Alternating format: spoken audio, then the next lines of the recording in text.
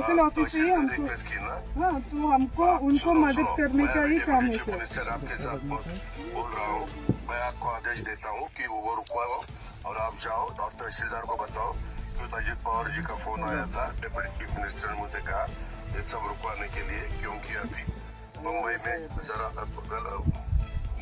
मुंबई का माहौल एकदम खराब हुआ है, उसको अपने को प्राधान्य देना है। मेरा नाम बताओ उनको सर। वो मुझे आप एक काम कीजिए, आप मुझे मेरे फोन में मतलब डायरेक्ट कॉल कीजिए ना। एक मिनट, मैं तेरे ऊपर एक्शन लूंगा। अभी मैं खुद आपके साथ बोल रहा हूँ कि आप मुझे डायरेक्ट कॉल पता दिए। सर मुझे ये भी पता है आप सर समझ रही है सर, जो आप बोल रही है समझ रही है, पर मुझे सुनो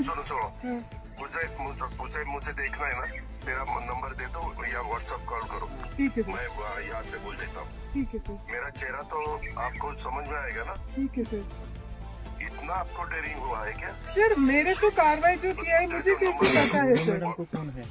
टीसीएम सर मुझे पता नहीं है ना सर, मैं सिर्फ यही बोल रही। मैं डिप्टी चीफ मिनिस्टर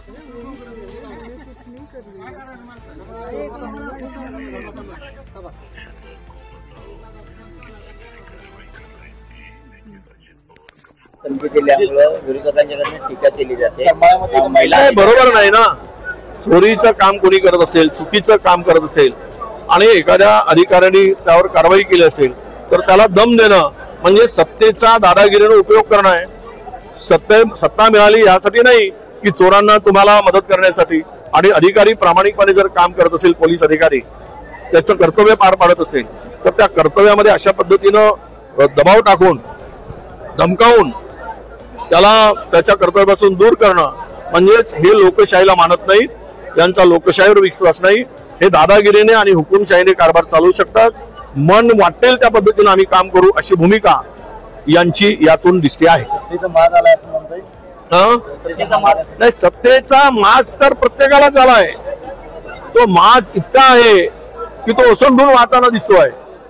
त्यांना सत्ता म्हणजे आता असं वाटायला लागले की मालक, सत्ता ही सेवेसाठी होती, पण सत्ता आता या लोकांना, महायुतीच्या सरकारला मालकी हक्काने मिळाल्यासारखं वाटतंय। आम्ही मालक आहोत, तुम्ही सगळे नोकर आहात आमचे, तुम्ही आमचे सेवक आहात। अरे ही कुठली पद्धत आहे? आणि म्हणून तो माज तर बोलण्यातून दिसतोच आहे।